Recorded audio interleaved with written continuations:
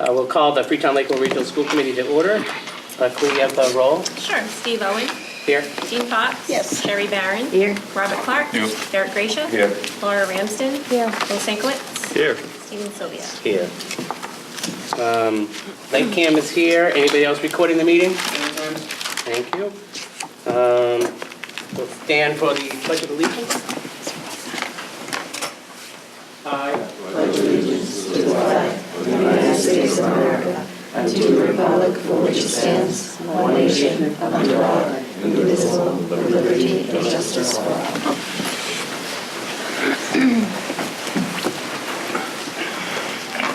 All right, anybody here for public participation?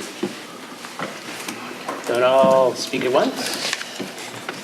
All right, seeing none, we'll move on to acceptance of minutes of January 9th, 2019. Move to accept. Second. I will change that. I have a motion and a second. Any discussion? Hearing none, all in favor? Aye. Aye. Any opposed? I'll abstain. And we have one abstention. Okay. All right. Item 5, presentation to the school committee. All right, so the award-winning journalist and crime reporter Maureen Boyle, who spoke with students, also had a discussion about her books with parents after school. Our librarian, Mrs. O'Brien, is planning to do more events like this. ARHS digital art and photography students opened up their annual exhibit at the Freetown Historical Society this past Saturday. Students were able to attend the field trip with SRO Bartholomew, and they were able to visit Boston Med Flight, and they were able to gather ideas for the mock car crash that we hold every spring. It was an informative day, and there are pictures of it on the website. And varsity sports standings can now be found in the superintendent newsletter, and the website will be kept current with athletic events, news, and as well as southcoastconference.org for any sports updates. Congratulations to all the DECA students who attended the District 8 DECA Conference at the Cape Cod Resort and Conference Center in Hyannis. Students earned over 100 awards, and 34 students have qualified for state-level competitions. A complete list is posted on the school website. DECA students will compete at the state level in March. Join the Laker Athletic Development Program. This no-cost opportunity is an after-school program open to all students, specifically designed to enhance athletic development and ability. This program is overseen by Mr. Fife and runs Monday to Thursday from 2 to 3:15 p.m. in the Laker Fitness Room. ARHS's third Career and College Day will be held on Friday, February 1st. If you are interested in sharing your career narrative with the ARHS students, please contact Ms. Jennifer Cronin at extension 1167. And the class of 2019 parents and guardians are invited to attend a scholarship information night. This event is Thursday, January 31st from 6 to 7 in the lecture hall. I missed the new program. What was that? The new athletic department? The athletic development program. Okay. Missed that. Sorry. Thank you. And there was one thing that happened that wasn't in the high school. It was in Assawamsett Elementary.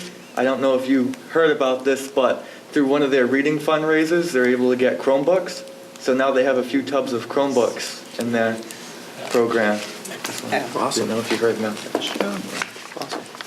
You might not want to expand those towns though, because if we have you reporting for all 5 schools, you might be here for an hour or so. Nice job, though. Yeah, there's a, so. Thank you, guys. And Thank you. Aponequid on a national level, in the newspaper recently, we had a football player play nationally down in Texas. That's a great. Was playing at the Texas Stadium, where the Cowboys play. Awesome. Where it's warm. All right, thank you very much. Thank you. Appreciate it. Thank you. Feel free if you want to stay. Very nice. More exciting stuff Thank later. They were halfway out of their chairs. Moving on to old business, FY19 budget update. Provided in your packet is an update of revenue and expenditures as of January 16th.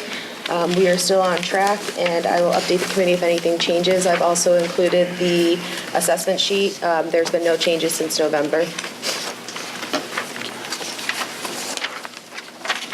Any questions on the budget? I would just add that we're monitoring it. We continue to monitor, Ashley is monitoring very closely, obviously with facilities, energy. heating with the conditions in the season and obviously salaries and so forth. So we feel we have a really good handle of what's happening right now and future updates.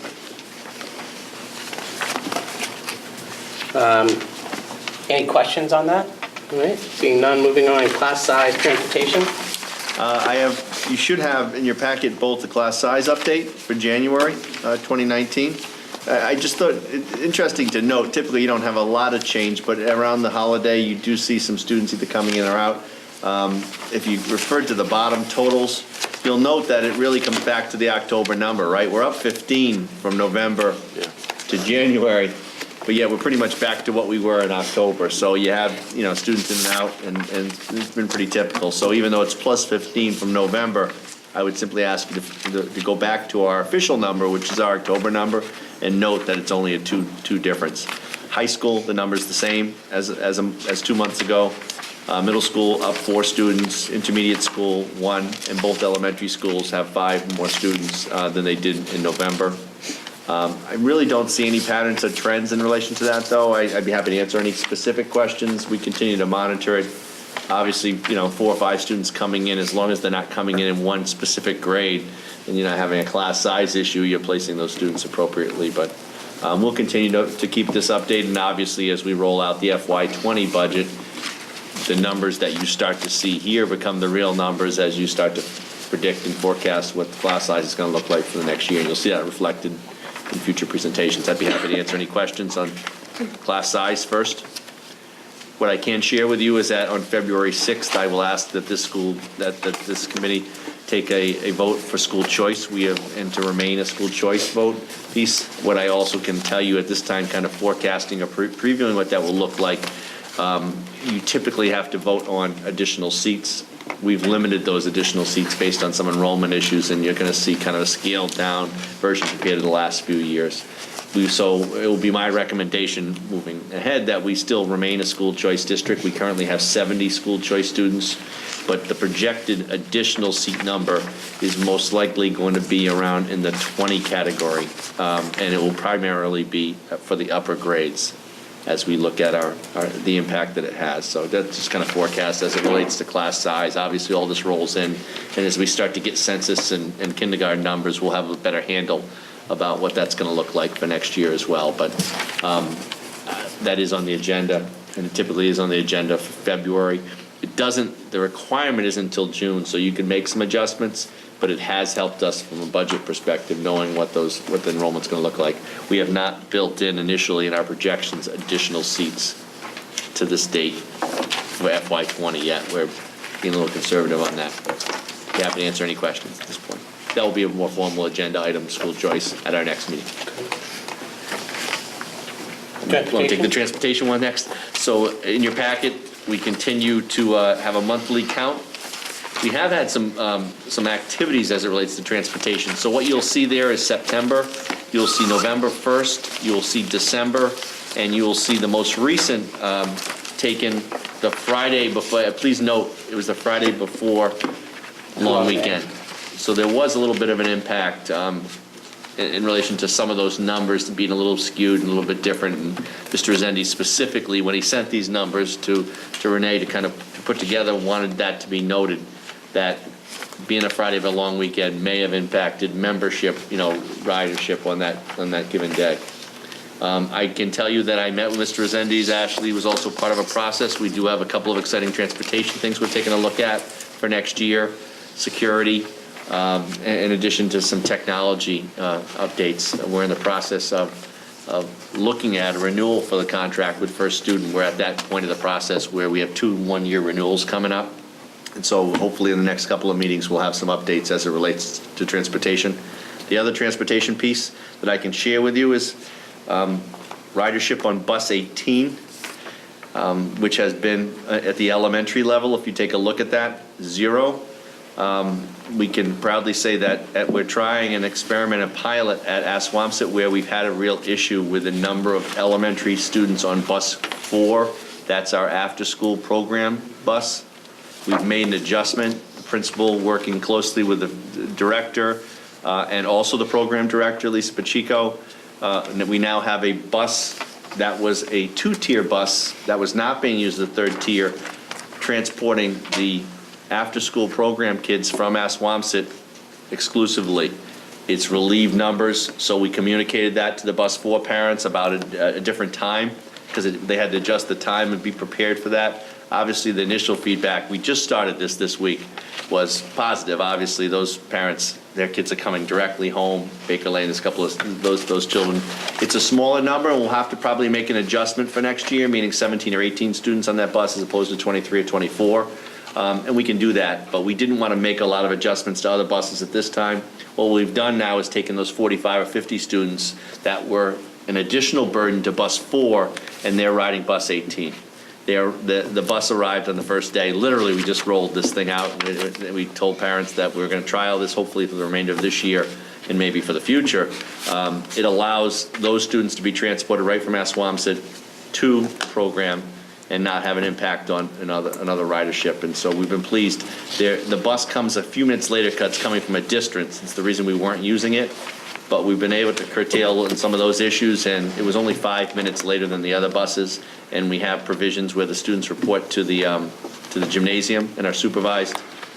We feel pretty positive if we're only talking about a 5-minute difference to get to the program, that it's a successful win-win. It's a safety issue in relation to the number of students on that other bus. And we're pleased that, so it's just kind of a work in progress. I think when sometimes you get these reports and you question, what's really happening, other than us seeing these numbers, it has triggered some conversations and allowed us to explore some things I think that are positive. So Mr. Resendes will continue to provide this information, and if you come across or see a question, I would just not put as much stake into these numbers because of that Friday before long weekend type of thing as it relates. But I'd be happy to answer any questions. Ms. Barron? Are we also using bus 18 to transport the children in the morning from? Yes, I'm sorry, I did say that, yeah. So we actually made an adjustment, so it's both ways. Good. And it's working. At this point, we did not have that similar, so if there's a Freetown member who might say we weren't having those difficulties that we were having with the Lakeville run and Assawamsett because of proximity to routes and so forth. So we did ask Mr. Ward if there was something that he had some concerns, and he did not, nor did the program director, Elise Pacheco, report issues. So at this point, we didn't make any changes there. And you started this This went into effect Tuesday yesterday? of this week. Yesterday, yes. Correct. Sorry, Mr. Clark. With regard to bus safety, I know you had some communication with an individual concerned about putting cameras on the bus. I'm not sure how that impacts future negotiations. It's my understanding there's a company in Rhode Island that will put cameras on the bus for nothing, but they get 75% of the fines based on... They do? Yeah, 75% of the fines, and the other 25% goes to the school. I don't know how accurate that is. I don't know the name of the company, but I have been discussing this with one of the bus drivers. Every day, 3 or 4 people go by the bus with the lights on. We're in the process of negotiating currently, as I said, renewal, and that is one of the topics. Okay. Negotiation at use this term real loosely, at no cost, meaning at no additional cost. They would take that on. Middleborough currently has, as a similar community, has 4 cameras on each of the buses, 2 to the outside, 2 to the inside. We're looking at potentially a similar model with the renewal with our current vendor. Again, it's a little early to kind of take a look at that. What was interesting, though, and that's just part of the meeting, when they looked at the number of cited violations that drivers reported, it was a lot smaller number than I thought was reported. Yeah, but again, speaking of the driver, it's practically impossible to take the plate numbers down when someone's coming the other way or even going by. It's so difficult for them to see that. So that's why I think the number is so low. Yeah, but I don't disagree. That's just and that's anecdotal information. But we're cautiously optimistic that we can potentially have something in place for the start of next school year. Related to the negotiation, I'm sure the recording of those and the length of time those recordings are held and storage of those, what have you. Yeah, so what we're just again jumping a little bit ahead, what we're hearing and seeing in some other communities is they remain the the product of the company themselves, right? So First Student those cameras would be their property and maintenance and so forth, but but administration would have access to that. But those details are going to be worked out. We weren't quite there yet. We were really kind of looking big picture. One with some technology apps and availability that would, I think, potentially have some real excitement. Ashley had done some work in her previous district and oversaw this program, and they have a similar, no cost, again, price is right, technology app where parents can be aware, and we're going to try to maybe even pilot that and experiment with that this spring, and then maybe be able to roll that out. So we have some couple exciting initiatives in transportation that hopefully come to fruition, and we'll keep you updated. At a future, can we, either in the special ed update or transportation, make sure we include special ed transportation? I think that that's would going to be be a key helpful. thing, especially when it comes to budget discussions, what have you, so. That was a conversation that extended, because when we looked at those cameras, keep in mind that I was only referencing regular ed transportation and those cameras in that piece, and not our vans, but we actually literally did have a conversation, and we can certainly include that as part of the process. Yeah, too. and just more of where we The roofs, outsource, too. where that is, those types Yeah, of conversations. sure, absolutely. Any other questions on transportation? Moving on, new business, MSBA 2019 Statement of Interest. Just an update from our last meeting. Administration, we just need to know if we should move forward with submitting the statement of interest for FY19 for Assawamsett. We spoke about it at the Regional Finance Committee meeting last week. Lakeville would like the school committee to have kind of a joint meeting if we want to move forward with a statement of interest, for this committee to attend a Board of Selectmen meeting to have a broader discussion on what the capital plans are moving forward. So that's kind of where we stand now. So if this committee wants to make a recommendation for us to move forward with a statement of interest, we can start doing that. Again, the two actions need to be, this board needs to take action and vote if we're going to move forward with a statement of interest for Assawamsett Elementary School. And then it would go to the Board of Selectmen. And as Ashley is representing the Lakeville Board, their request was prior to them taking action, they'd like some representatives so they could have kind of a joint conversation. And we do have time to obviously to do that if the board chooses to pursue it. I think we should start here, though. I think the last conversation was, is this board prepared to take formal action on approving a statement of interest for this current year? If that's the case, then obviously Ashley would direct the Director of Facilities, who's done much of the work already, quite frankly, to do an update of the existing statement of interest, and that's kind of where we left it off last time.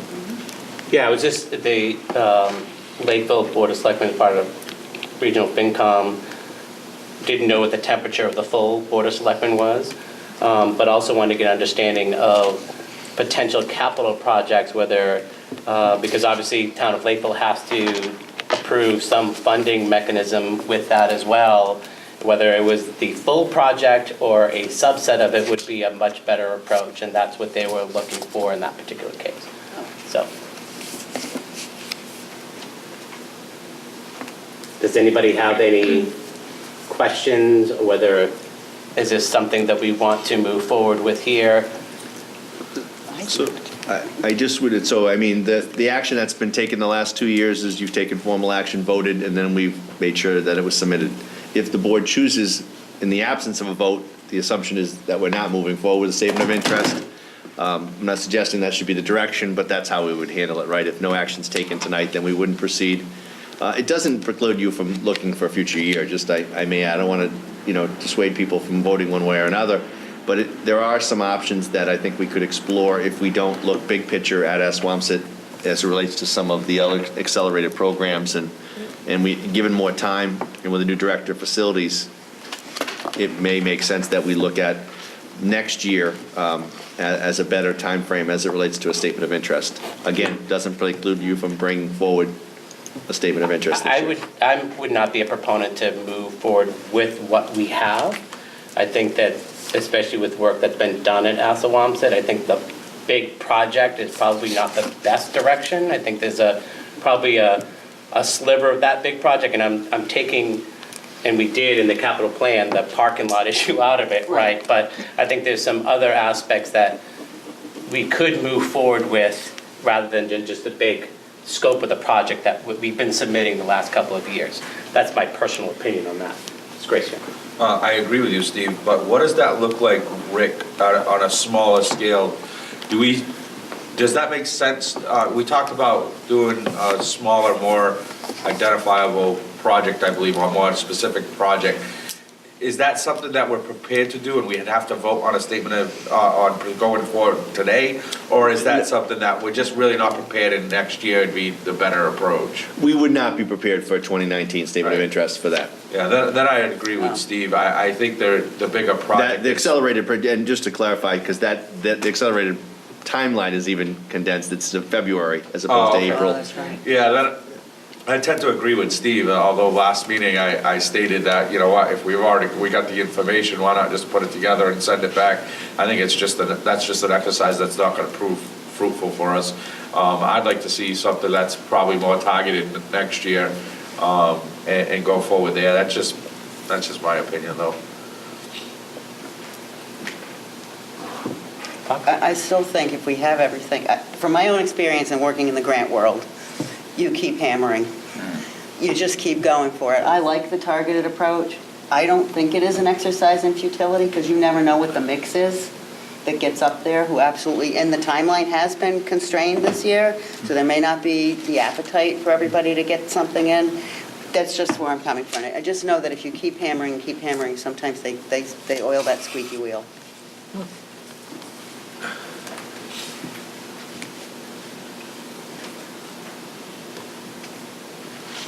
I tend to agree with Jean.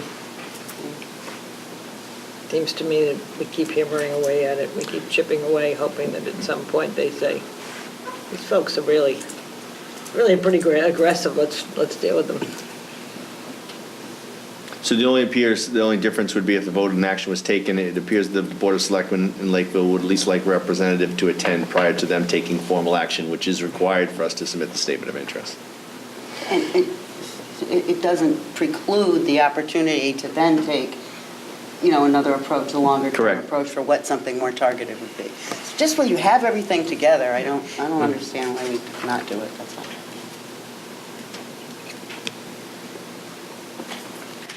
Any other comments, or does somebody want to make a motion to?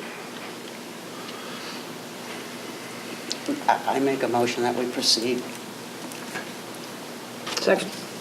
All right, I have a motion and a second to move forward with the statement of interest. All in favor? Aye. All opposed? No. Any abstention? Okay. Motion passes. Just as an action item for that, are we reaching out to the Board of Selectmen to get something on the agenda, and then we can determine? I'll follow up tomorrow to get us on the agenda, and Excellent. I'll let the committee know Okay. what the date's going to be. And they are Yeah, aware of the exactly. timeline, correct? They are, and we have time in Yeah, relation to okay. the regular Excellent. process. All right, next thing on the agenda, superintendent's contract.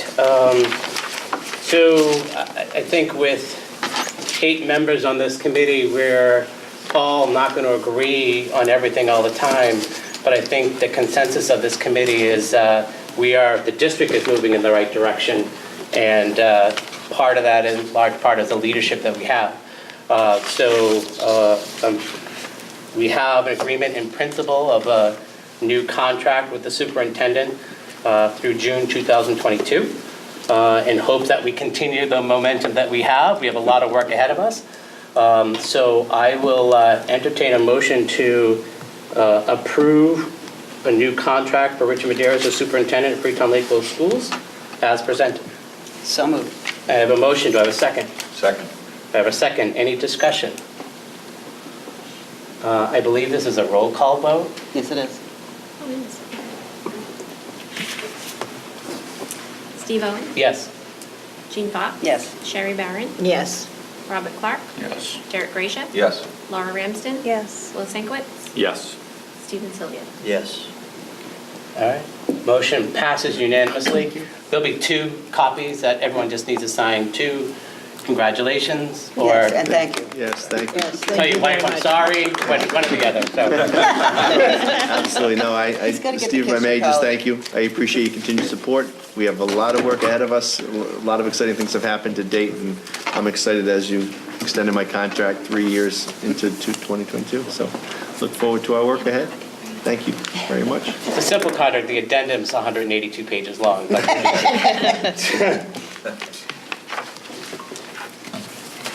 All right, moving on, FY18 audit report. It is. At your setting, you're going to have the 18 audit report. We received them last week, I believe. We're in great shape, great financial shape. There were 2 findings. They were both related to special education. One was just the timely keeping of timesheets for the maintenance of effort, and then filing the maintenance of effort in the fall opposed to the next year. Those 2 things are just timing issues. They have nothing to do with our financial standing. We're in really good shape. Very good. And with there being no football game this weekend, you do have some additional Reading. Any questions at this time on the audit? Oh, thank you. It is not necessary, and it has not been done in the past where a vote or action is needed. It's really simply being presented for informational purposes. Oh, this is, I was looking for the recommendations. Thank you. Included in your packet, I did include the corrective action form that I signed, and Liz and I are working together to make sure those are resolved for next year. Also, at your place, there is the FY18 student activity review, and this is to be in compliance with the Department of Education guidelines around student activities. It's the first time we've done this review. There were numerous findings in the report, none of them related to our financials, just policy and procedures, which is very common for school districts, as a lot of them are going through this review for the first time.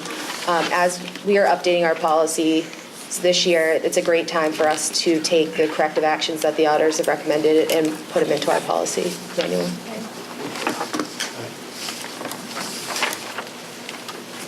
Anything else? Seeing none, moving on to FY20 budget update. Governor released his budget today. The cherry sheet came out right as we were entering this meeting.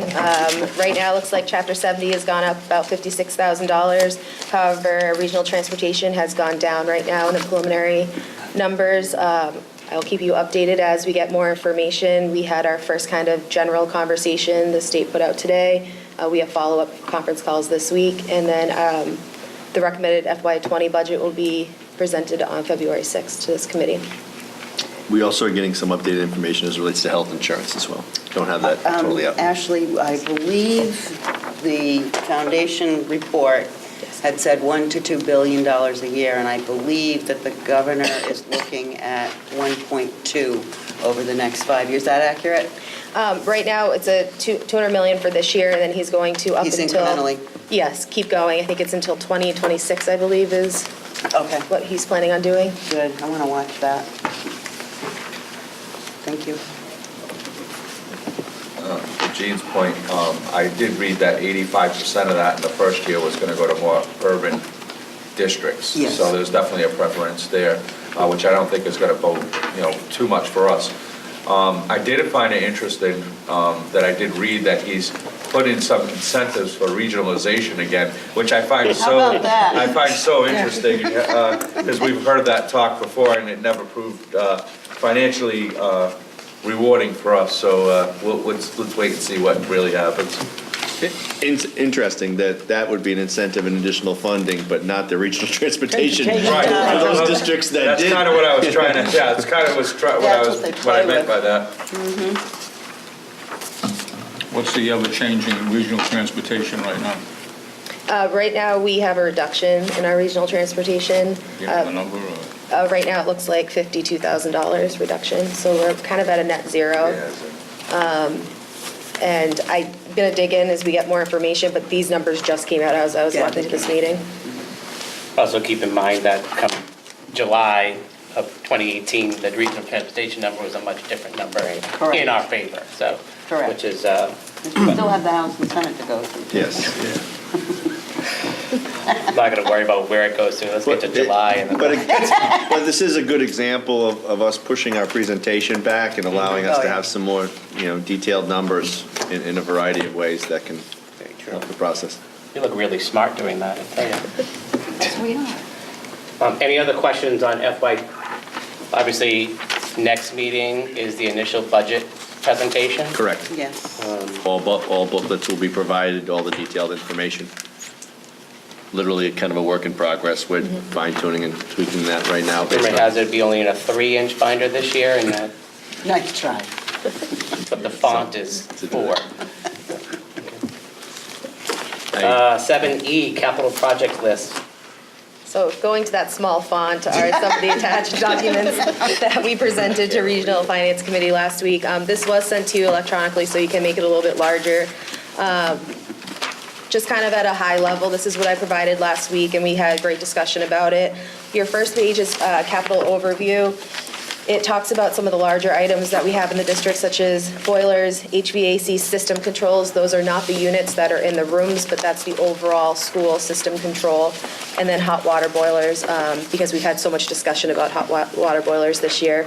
That's on page 1 for facilities, and if you flip it over on page 2, you'll see food service capital items that Andrea Fay would like to purchase in the next 5 years.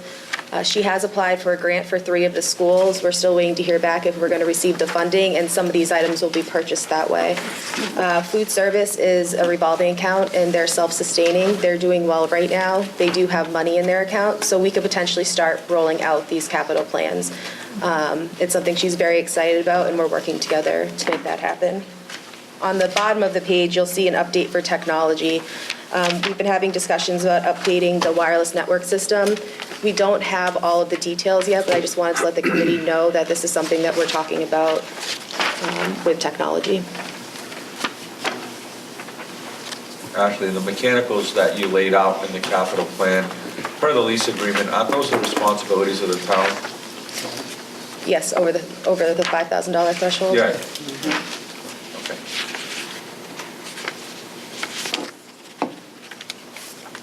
That was a discussion Derek's referencing at Regional FinCom as well. I actually followed up with town administrators on a couple of topics that are necessary, lease agreements and some other information that's there. So I think there'll be more information coming for that.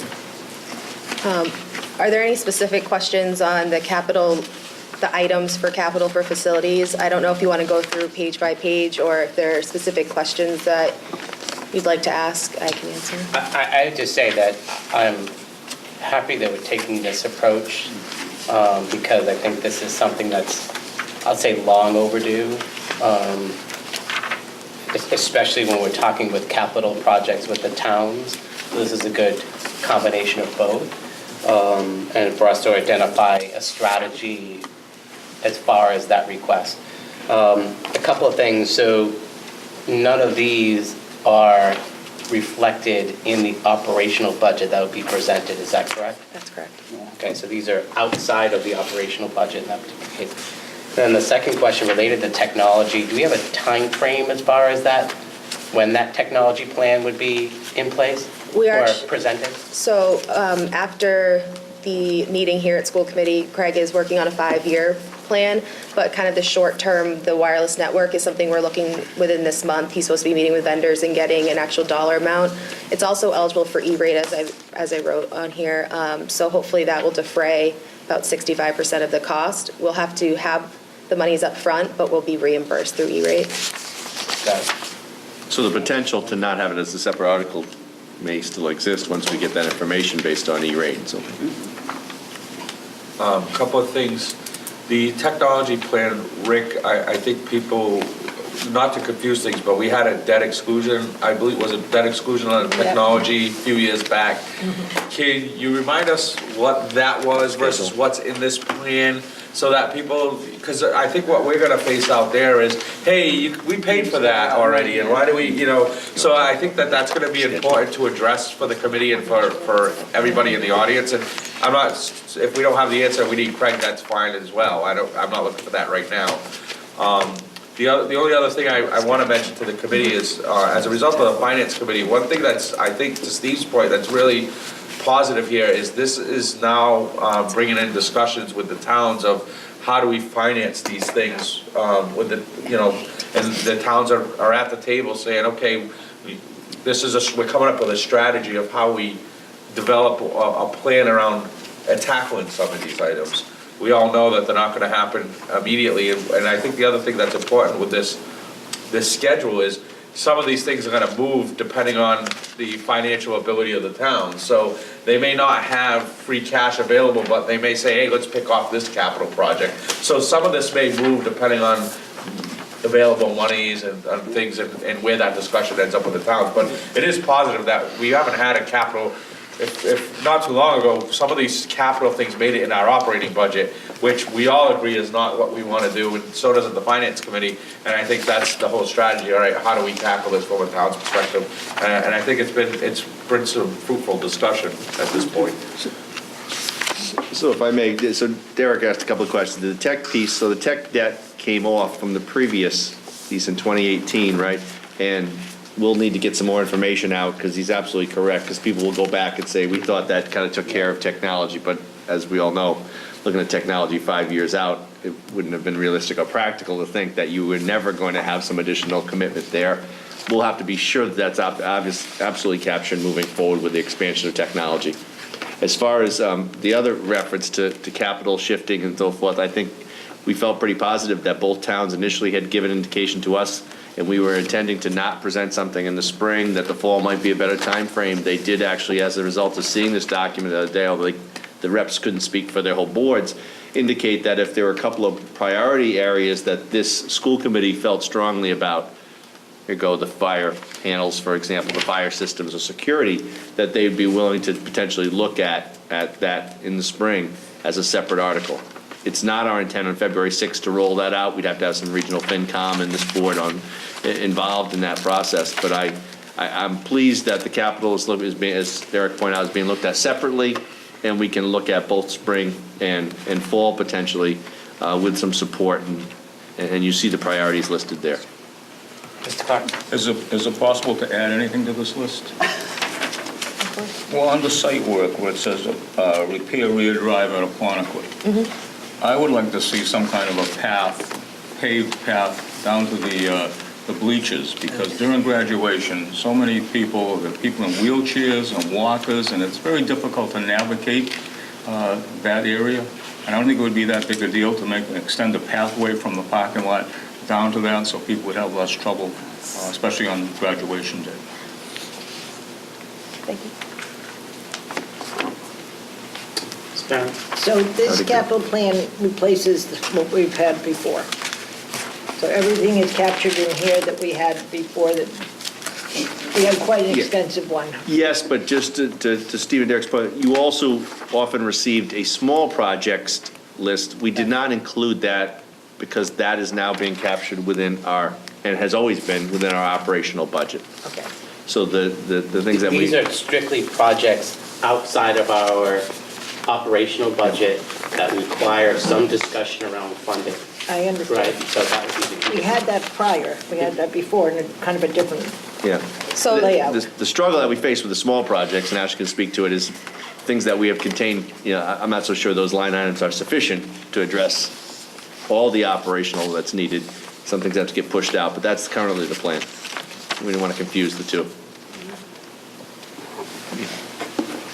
Any other questions on this list? And just to further clarify, there was obviously the roof on the maintenance barn was discussed. It was also just to expand that project for the entire barn itself, and not just addressing the issues, but also addressing some potential improvements that actually could potentially bring in revenue, but also address some of the other needs that are not mission critical in that. So there was a good discussion that maybe we need to look at the roof, but also look at maybe expanding that project and Concession seeing what the stand. costs around that aspect of it. Yeah. And an update that will be made to this document, we're meeting with athletics to talk about a capital plan for athletics going forward, which is something that came out of this committee. We haven't been able to roll that into this yet, but in the future will be. Any other questions? Okay.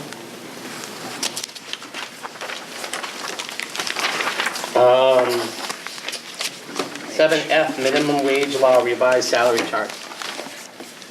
Included in your packet, I think there might be 2 copies at your places, but is the first page, or the campus program, extended programs, and pool programs. All of those programs have decided to increase their minimum wage to $12 and continue to roll out the increases year over year. I've included here just this year's increase and next year's. That being said, with the increases to minimum wage, I know that Lisa had discussed maybe hiring a little bit differently and what that would look like, so we didn't want to project out all the way through because her program could be changing. So front and back, you see 19, 20, starting with now, and then 20, 21. And that includes all 3 programs. Right. Got it. So just a question through the chair. I mean, looking at category 5, those are salary agreements with staff. Do we need to look at maybe making some adjustments to those folks as well, given the adjustments to categories 1 through 4? I believe those are individual salary contracts, so we do those in the 3-year term. I mean, we certainly could explore any of those. I don't necessarily think that the increase in minimum wage would impact that. I think if we're going to make some adjustments in those, there would be other reasons for that, and I'd be certainly open to each of those individually. Okay, thank you. And just I don't believe it requires a vote of this committee, it's just that precedence has been that there was a chart that was presented in that. I would only ask that as these expenses are increasing, what are we doing to offset that aspect of it, right? So making sure that there's a plan behind that, that piece. So. I think Ashley could speak initially. The initial piece is obviously just to simply be able to absorb them based on current revenue, but obviously maybe a more long-term plan needs to be looked at as those prices and wages continue to go up. Any questions on this chart? Only that I want Ashley, if she may, to continue and just reference how we looked at a couple of other positions as it relates to the minimum wage, which aren't necessarily within that chart, but that fall within our purview and our current employees. And we felt it was in good faith that we needed to take a look at those, and if Ashley can just So reference page those. 2 looks at lunch monitors and band monitors here in the district. These are employees that are captured in the general fund.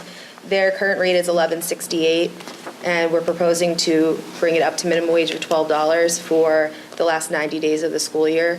I've given you the math here. It's about a $1,000 increase to the district. It was something that was not planned or budgeted for this year, but we recommend moving forward with a minimum wage amount. So they technically don't fall in those programs, but these are employees that clearly fall under the law, and we feel, and we have taken that practice in the past. So it would certainly be our recommendation to support us moving forward, and then we would obviously have to assume responsibility for those funds. She's projected out what those numbers would look like for the remainder of the year. Correct. And going forward, my intent is to roll it into each of the budgets as the minimum wage increases. Any questions on the entirety of the minimum wage discussion? Barrett? So the paraprofessional daily rate is $65? So Mrs. Barron beat me with her hand up first. She's a board member. She gets that. I remember, that's why I have a new contract, so I'm going to, I respectfully did that. But I was going to reference that as well, Sherry, if I may. That last section is there for you informational, and that this is a topic we need to take a look at. We don't have a recommendation for you tonight in relation to that, and specific to paraprofessionals. They fall below that threshold currently with that $65 amount per day. slightly above, below that. And the concern about making an adjustment right now, as we did with those others, is it would bring it up to the teacher substitute line. And at that point, I think we really need to take a look at the teacher substitute rate. So I would respectfully request, we wanted you, and that's why we put it out there for transparency, to tell you that we probably do need to take a look at this moving forward, specifically paraprofessionals, but we also probably then need to take a look at the adjustment for the per diem rate for teachers. I know Ashley's done some research with some other districts and comparables and taking a look at that. So right now, technically, you could say that the paraprofessional substitutes who are day-to-day fall under that wage. To bring it up, it would be almost in line with the teacher rate right now. Do we pay them for 6 hours or 6.5 hours a day? I want to say it's 6.5 hours per day. Either way, it's under the state. Yeah. Yeah, I know. that's my Yeah. question. But it's, not that this makes it right, legally, it's above the federal, which legally we would fall under. Again, not that it makes it right, I'm just. And big, just to clarify, big time, all of this falls Yep. under, we fall under federal, so we are not required to make any of these adjustments. Yeah. I'm not suggesting we're not, obviously, we've already done that in good faith in most instances, but to Sherry's point, and I've talked to a couple of paraprofessionals and teachers, we got to kind of take a balance at that. The point I don't want to miss here is it's a significant cost when you look at substitutes. The total cost, we're typically underfunded in that area, so I would recommend that we go through this school year once again, kind of look at a 3-year history, and then make a recommendation in the summertime for next school year as it relates to paraprofessional substitutes and teachers. One of the things that this district does that I inherit, and I'm not critical of it, and I continue the practice, is when a person is in a long-term substitute, they bump up to a teacher step 1 bachelor's. That is $236 per day. Thanks, Renee. So where some school districts will tier it, meaning you work for $75 for the first 10 days, then you go up to 100, 150. We jump in day 11 from, what's a low rate, 75, right up to the 2 piece. So we may want to take a look at that too moving forward if we want to continue that practice. I will say this, we've been able to retain some real quality and certified teachers. In some instances where someone has taken a full year of leave, meaning hired in September, they're doing the grades, they're doing everything, so that probably should be, in a lot of instances, these people have masters. I just want to bring that to your attention, unlike some of the others where we can kind of absorb the cost, to make an adjustment to the para and teacher sub lines right now, which are already underfunded, probably isn't in our best fiscal interest. But I'd be happy to answer any questions, and Ashley's aware of it. So just from a next steps perspective, you're gonna come back with a recommendation, and obviously, does that play into FY20 budget, right? So I'm just concerned that Yeah. next Summer's too late. meeting we're having, and then, so I guess we'll look to your direction as far as when that recommendation, Yeah. but. Yeah, we can't waste that much time Exactly, to make right. that recommendation, obviously. Yeah. You took my question, but the other question is, the big question here is, do our substitute, because we're underfunded in those areas, is our substitute line, is there a problem there? Is there a reason why that we need that substitute line to be as high as it is? Is there any particular reasons that we should address or need to be discussed further?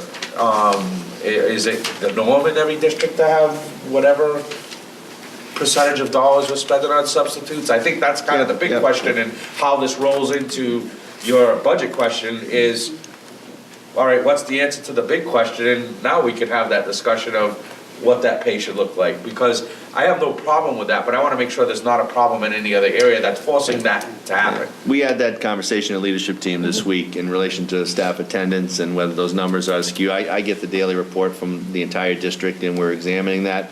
You do tend, it is not a simple solution. You have everything from the day-to-day illnesses, right? You have demographics of probably a younger age population of staff members coming in, and as a result, additional burdens in relation to families. So that the reality of those days being used in addition to long-term situations.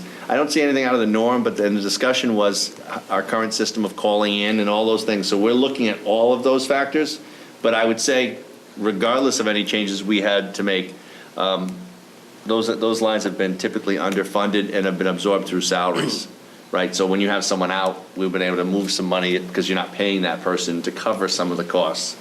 But it's very tight. And that's one of the lines I know that Ashley's monitoring very closely. And we continue to do that.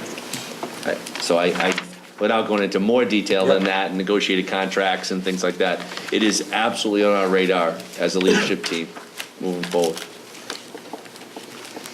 I would be curious to see Ashley's research on surrounding towns on what they pay. I think it is wise not to make any adjustments now, but I'd be also curious with the technology used if there's a sub shortage. Like, are subs viewing postings and going to other towns because they know that the rate is higher or lower? There was discussion on our business manager listserv that there were towns that have increased their sub rate, but they haven't received more subs in their town. So I know typically subs are around the area, so they go to the schools that are closer. Even when I was at Wested, they have a higher sub rate, but it was very hard for us to get subs. Yeah, I would just be curious to see your research on it. So through the Lister and business office, she was able to get some, I think and we kind of went back and forth, we really want to kind of also zoom in on kind of surrounding communities too, because sometimes it gets a little out of the higher you go up, the 128 belt type of thing, so that's certainly part of the process. I'd just add that you have a healthy environment for employment right now. So a lot of people sub, it's a little bit of extra money occasionally, and they enjoy it, and they get, but it's limited. Mm-hmm. But now they're probably working full-time jobs. So, I mean, that's going to be something, it's the overall environment, the economic environment that we live in right now. You probably don't have as many options out there. So we'll look forward to a recommendation. Correct. We just wanted to make sure you were aware that these positions are being looked at. We simply don't have a recommendation at this time. I know we touched a lot about that in 7F, but we'll move on to item 8 on the agenda. Back to... I did say, if I may, before she said, I said, isn't your report pretty much 7 on down anyway that she went through minus my I think it just starts with one She does have a few day. additional items. But maybe we should just add, Ashley, is there anything else we should add to this particular? So just my director's report is just some updates and some just informational. Again, we're monitoring utilities, Bob and I, regularly to make sure we're on track for the year. Last week, I was contacted by John Powerley of Lakeville to discuss the regional agreement and the Gray's debt. I just wanted to let the committee know that I was contacted, and we discussed it at Regional Finance Committee. They did a lot of work around the Gray's debt about 2 years ago. Bitsy was heavily involved. She had sent a memo. We were okay on that page. He was just making sure that Freetown was paying a portion of the Gray's debt since they reached the enrollment amount, and everything's fine on that front. I just wanted to let the committee know. And then the third item is the town of Lakeville sent us over an additional insurance premium from the underground storage tank at AAS. This is approximately a little less than $2,000. This was something that we didn't budget for this year, but I wanted to let the committee know it was there. So we did bring, as Steve would say, to the regional FinCom. The Board of Selectmen, who was representing Lakeville, was not aware of this being sent, so she asked the chair that she go back to the board, but we did want you to be provided. We were given a kind of a 30-day time frame in relation to paying something that we had not paid in the past.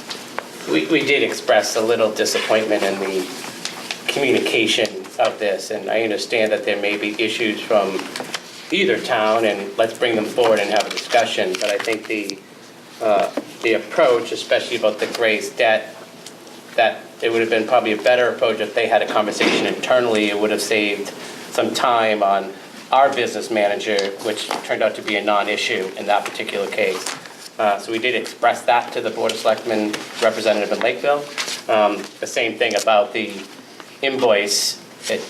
The conversation, appreciated a conversation before sending over a demand letter that we'd like a check in 30 days. Yeah. And I'm assuming we're still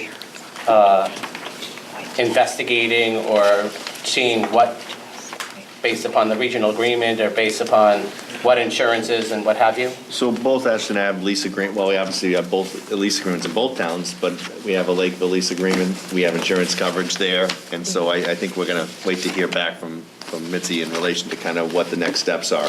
It's not our plan to pay the current invoice until we get some clarification on our current insurance, what their town's insurance is, and why the need for us to support that. So the good news is we push back a little bit. If there's truly an issue, we can have this conversation, but I think there's a process and a little enlightening that the Board of Selectmen representative wasn't even aware of this. So we'll hold firm on that and won't send out a check until. That is our current plan to Sorry, hold. Dave. That's all I Was that have. any questions for anything that was brought to the table by? Okay, moving on. Dr. Correa? Ashley, would you like to take this one? All done. I tried.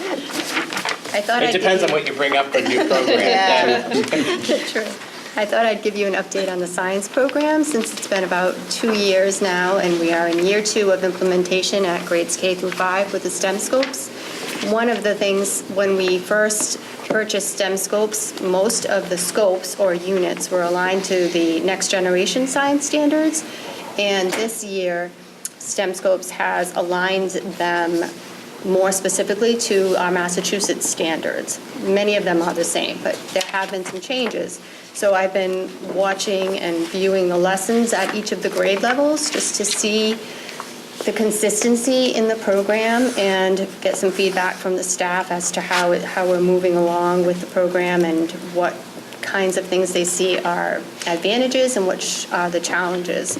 And you'll see, as I listed there, the inquiry-based investigations in the STEM Scopes program are very engaging to the students. They're involved right from the beginning. So instead of teachers front-loading a lot of the science concepts for students, they are actually exploring and investigating and coming to those conclusions on their own, which is exciting to see because that's what we want. That's what we want in the new standards, to see the practices that students are using in the critical thinking pieces.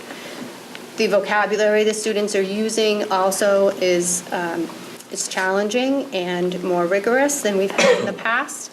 So overall, we're really satisfied with what we're seeing with the STEM Scope Science program. We had to do some tweaking in the pacing guide. So pacing of the scopes, sometimes there are 5 physical science scopes that go way too long and we may not be getting to an earth science scope that we need to do.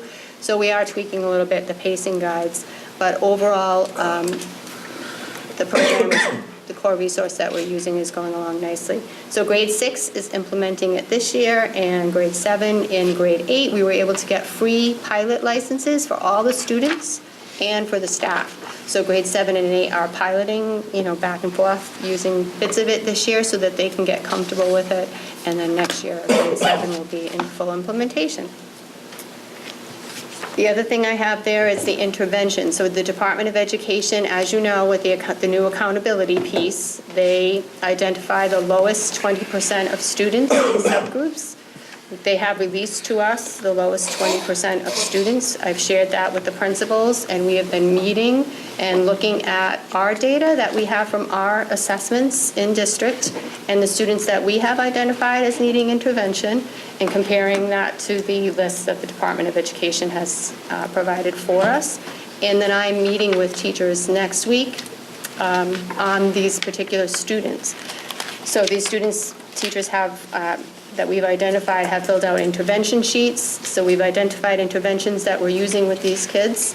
And then now we're having progress meetings to see how are we doing? Is the intervention working? Do we need to do something different? Maybe the student doesn't need the intervention anymore. So with those progress check-ins will be happening in the next couple of weeks. Professional development is coming up. February 4th is a half day. And we have most of our teachers involved in curriculum work. The high school is doing some more of their NEASC. They have completed 2 standards, reports on 2 standards for NEASC up to this point.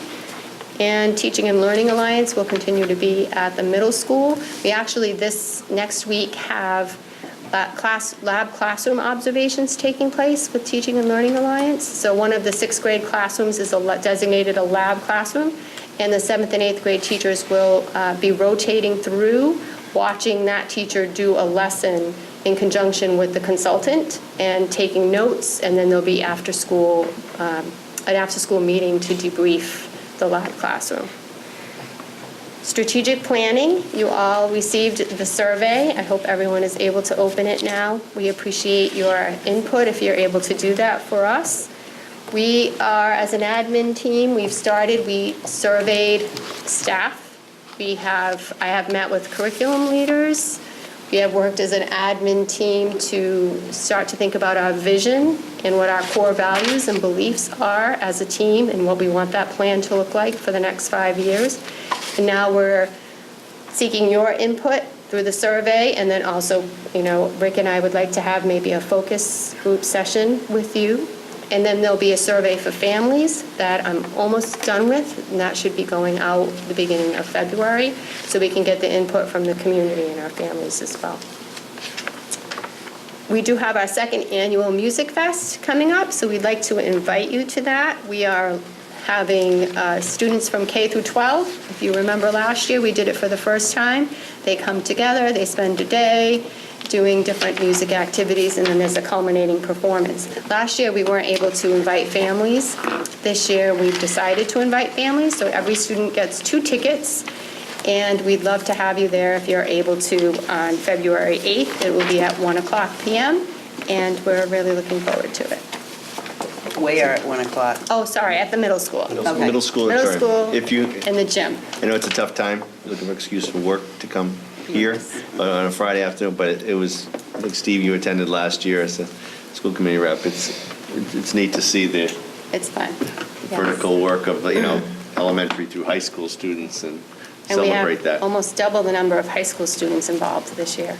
We're really excited about that, because part of the purpose of this is to grow the music program and grow the performing arts in the district, and keep the spotlight on that as well, and I think it's helping. We were able to tape it last year, if you recall, and we did put a link, and we'll still be able to do that if you can't make it, so people can see it other than the families that were there. And we It's hope pretty impressive for what the end result of, a day. I'll call it a shortened day, Right. right? And so it's actually a pretty impressive result, so. That's it. And that's it? Any questions for? I have one. I'm putting it in my calendar. The interventions. Yes. How do you think we're aligning with what the state indicated would be? I just want to know if there's a correlation. Yes, very much so. So one of the first things I did was when we got the spreadsheet from the state, and I sat with each principal, and, I know a lot of the students, but they know their students even better, and I said, did any of these students surprise you? No, these are all students on our radar, very few. So then what we did with the list was identify all of those kids who already are receiving an intervention. So they've been assigned a computer-based intervention or a reading specialist or special education. And then we looked for the students who had nothing by their name. So those are the students that we really need to say, okay, well, what are we doing for these kids? And so that's the process we've used. Thank you. You're welcome. And from a school calendar perspective, did you plan to have this half-day to be the day after the Super Bowl, or? We're going to have Yes. to. Yes, to answer your question. So we typically have planned, I figured she's thinking, how am I answering this? And so we have typically had a half PT day. Not only has it become a tradition, but it seems like it's always become, for you Patriots fans, a Patriots tradition. It's not only a Super Bowl, but it's a Patriots Super Bowl. We've actually moved the day around a little bit, but yeah, it does happen to coincide again with the Monday after. Carolyn? Yes, thank you. Just a brief report tonight. I'm currently working on some historical data to provide the committee with special ed referrals. Over the past several years, it seems like we have, I would say, an increase in referrals in special education across all of the schools. So we want to look at those and bring those to your attention. In terms of the continuing work, we are working with Ashley and on budget and transportation, both for wrapping together fiscal year 19 and then projecting ahead for fiscal year 20. And we have, the next CPAC meeting is going to be the first week of March 5th. We are working with Dr. Correa to provide a speaker on social emotional learning and impact in our students.